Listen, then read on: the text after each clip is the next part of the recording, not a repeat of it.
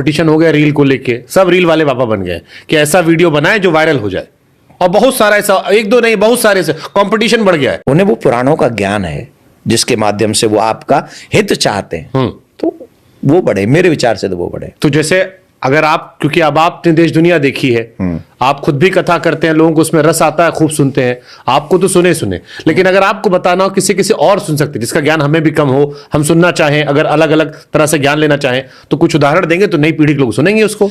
नहीं, मैं ये चाहूंगा कि हम बहुत ऐसे लोग हैं संतों में, विशेषकर हमारे मलुकपीठ वाले महाराज जी, जिनको आप सुनेंगे बिना प्रमाण के कोई चीज उनके मुख से नहीं निकलेगी, जो निकलेगा प्रमाणिक ही निकलेगा, जो बोलेंगे उसे कोई काट नहीं सकता।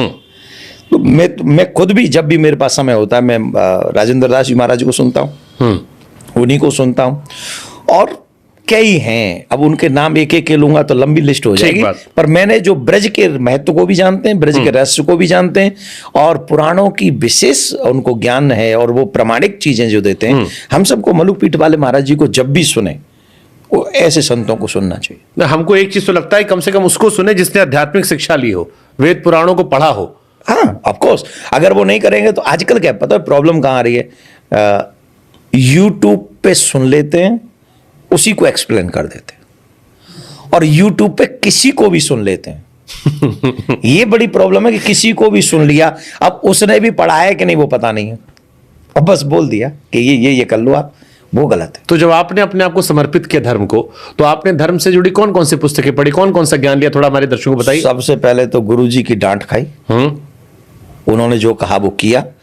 उसके बाद भागवत का स्वाध्याय किया, भागवत को जब बताया गया हमें कि यही पढ़ना है, वो पढ़ा। उसके बाद फिर संतों की कथाएं सुनी, बैठ के सुनी, ऐसे नहीं सुनी, बैठ के सुनी, और अलग अलग संतों की सुनी।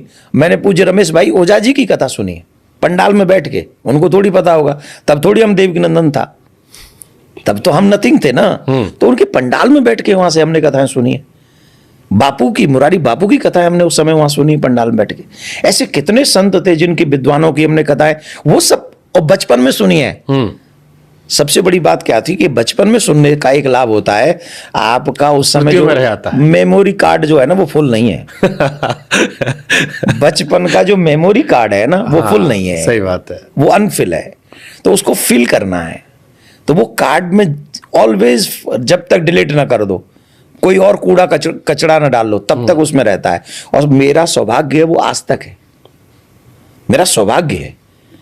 हर चीज मैंने, यूट्यूब तो मैं 17-18 तक, क्या 19-20 तक मैंने यूट्यूब पे कभी ध्यान नहीं दिया। इन सब से मैं बहुत परे रहा हूं। जब भी ध्यान दिया है, मुझे इन महाराज को सुनना है, मुझे इस ग्रंथ को पढ़ना है, मुझे इन चीजों को पढ़ के इस काम को करना है। अगर मुझे नहीं पढ़ना है तो कहूंगा इसको पढ़ के मुझे बताओ इसका मीनिंग क्या है, तो वो बताएंगे, फिर मुझे बोलना है। तो ये सब चीजें पुराणों से ही मिलती है।